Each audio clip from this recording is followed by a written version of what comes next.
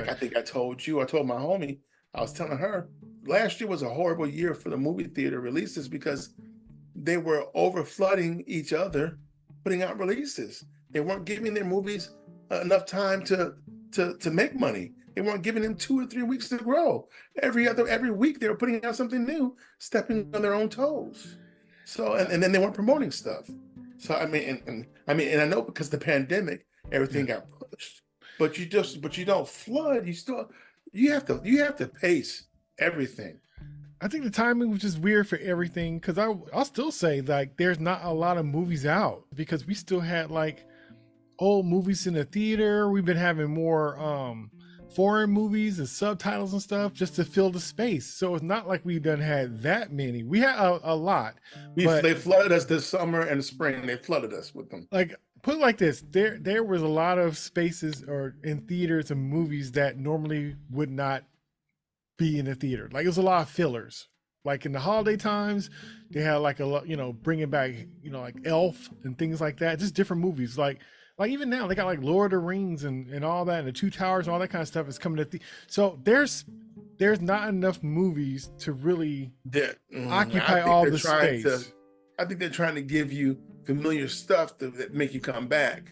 To me, they were different. Raiders of the Lost Ark. Mm-hmm. I mean, the new Indiana Jones film. It was decent, but it took too long to come out. That movie should have came out 5-10 years before. I'm serious. You screwed up with that. You waited too long. Yeah, you waited too long to put that movie out. And that's why people didn't go see it. I think it wasn't tonally right either. See, sometimes you try to make that magic, and certain people could get away with that. Like Steven Spielberg, he has a way of capturing the magic. J.J. Abrams, even though he's hit or miss for the most part, he captures the magic. And you can't just have anybody on certain kind of movies. Even though James Gunn could be a mixed bag for people, he has a tone. He has a tone that he always hits. He does good with a grouping of a whole bunch of people, and everybody can't do that. And so just because you love something don't mean you're right for it. And I know James Mangold had good intentions, but I don't think that was a movie for him to be making. What movie? The Indiana Jones one you're speaking of. Well, because allegedly they wanted to recast a young person. And he's like, hell no. See, and once again, you should have did this film 10 years ago. Yeah. 10, 15 years ago. You make a new version of The Color Purple and you put it out at Christmas time. You don't put that movie out at Christmas time. Christmas time is for feel good. That's why that movie's not doing well right now. You don't put that type of movie out in December. Really, you would, because that's when people have free time, and usually after the holidays and stuff like that. Not that type of film. Yeah, it's not a summer film either. It's not a summertime either. Maybe spring.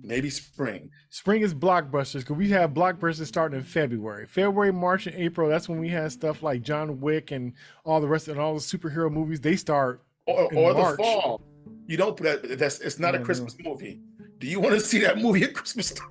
I don't want to see it in general. Yeah, but also that's a dated movie too. It's almost like doing a Four Tops documentary. It's like you will have older folks watching it, but the folks that's under us, they're not interested. And I don't think Color Purple is modern enough for our audience nowadays. I don't think.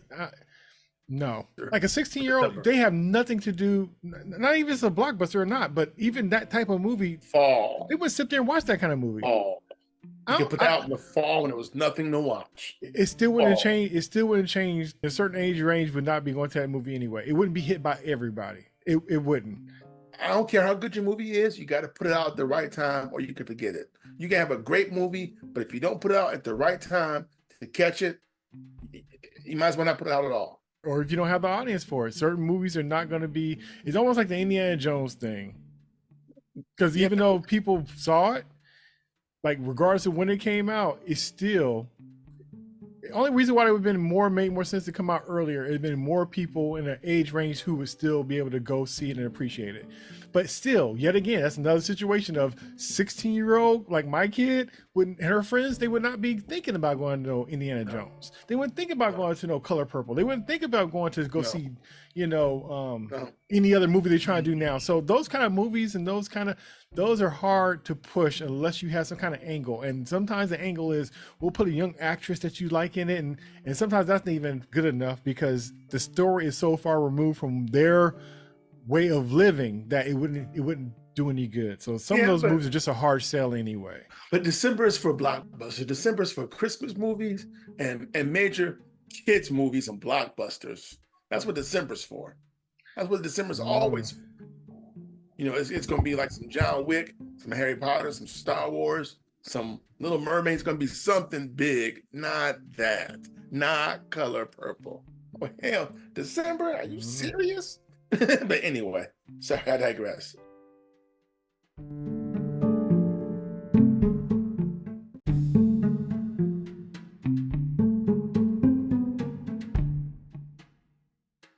I think it's just a weird time for movies in general. I think that some people say there's hero fatigue, and maybe there is hero fatigue. I think it's the movies. I think the movies aren't on point like they should be. I think that they're not meeting expectation.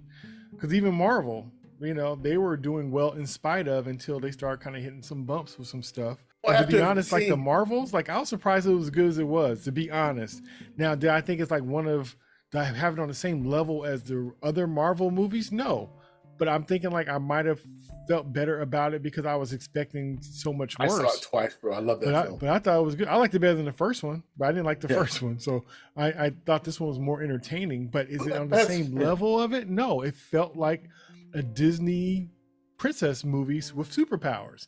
It didn't feel like Iron Man. It didn't feel like Winter Soldier. It didn't feel like, you know, Guardians of the Galaxy. It was fine, but it was just like if that movie would have been on Disney Plus, it would fit with the Miss Marvel TV show more so. I love that TV show. Me too. But I'm saying it fit more with the TV show than it would the other Marvel movies to me. Yeah. Well, I think Endgame was so good. They did such a great job with that film. It just seemed like there was nowhere to go but down after that. I feel like maybe they should have took some time off. They need to maybe put out 1, maybe 2 movies a year right now. I think there was such a climax with that. The whole world watched that and loved it. We got to see Chadwick one last time. And it was we just felt good about that movie. And after that, it's just like, well, where do we go now? We got lucky with No Way Home. And that was Sony Marvel. That wasn't even Marvel. That was Sony Marvel. And so I think what happened, it had a bigger role in their current situation was more or less, to me, and not being messy by saying this, but I definitely feel like it was more like an agenda driven versus story driven. Because if it was straight story driven with stories that you know are popular and worked, with characters and stuff you know that worked versus characters you're trying to fill into a slot, there's so much stuff, there's so much content that's been done, comics and animation that could have been translated into characters now. Like, why was the Marvels a priority over Blade? You know what I mean? So certain choices is happening. You know what I mean? So some of this stuff, I think they're trying to tick boxes versus what's the best story to say now and what connects best with what we're trying to say now in this new phase. And so I think that they're just trying to, like I said, tick boxes. And I think because of that, they're not giving us what they know that folks want versus what they want to give you. And you're just going to love it because we put our label on it. It kind of feels like that. Well, yeah. You got to be careful that you're not getting into quantity over quality, because that's what's starting to happen now. Right. So you want to scale it back and make sure you focus more on the quality of it than the numbers of it, because because and then play to your base too. Play to your audience. It's almost like you can't disregard the person who got you to the dance. If they drove you there, now that don't mean you owe them anything, but also it's kind of like, come on, like the stuff that's been coming out lately. Who's been asking for that? Not me. And I'm the one that liked their stuff. It's like I was excited about the Marvels, and that's one of the films I loved from them last year. Yeah. Ant-Man was okay. Okay, I had issues with that. Part 3 was I had issues with that. But I had less with Marvels, so I was more excited to see that one, and that delivered for me. But you're right though. Was there some kiddie parts to it that was kind of Disney princessy, like I- the singing stuff. So You know, I could live without that. So like with Ant-Man, where they're trying to get rid of Ant-Man and replace him with his daughter. They got Thor, and he's a joke. And then that was horrible. But I'm saying they go from Thor, and it's about Thor's daughter, right? Agenda. So everything is I got a daughter. So I'm not trying to be messy, but it's kind of like I didn't go to this movie to go watch Thor's kid. I didn't go to watch Ant-Man's daughter. I didn't go to go see Kamala. You know, it. But think of the movies we went to go see and what we end up kind of getting. We went from Thor. We went from not that Thor. We went from Ragnarok. We went from Iron Man. We went from you know what I mean. So we went from Black Panther. We went from all these movies, right? And now it's just like, who asked for this? Who asked for this? Yeah. So you made Thor into that's what a single dad. Just let him go. Just if you have no more stories to say about Thor, let him go. And what was the point of making her Thor just to have her die? Everything about that was just fucking horrible. To me, it felt the same way with Star Wars when they were just trying to show the new characters like Rey, but then they trying to push out everybody else. Like okay, you're gonna love this new character, and we're gonna kill off the one that you love, or we're gonna make them look bad. It's kind of like don't put them in a movie then. If you want to push this, push it and then see how it goes. But don't destroy my thing that I like in the same thing as your thing that you're trying to replace it with. That's kind of like, unless you got like a nice natural transition or some kind of thing where the person is teaching the other person. It wasn't like just because, and I've seen it before where you have like the young person with the old person pass the torch or whatever, and it's done respectfully. I never felt like they was trying to get rid of Obi-Wan because Luke was there. You know what I mean?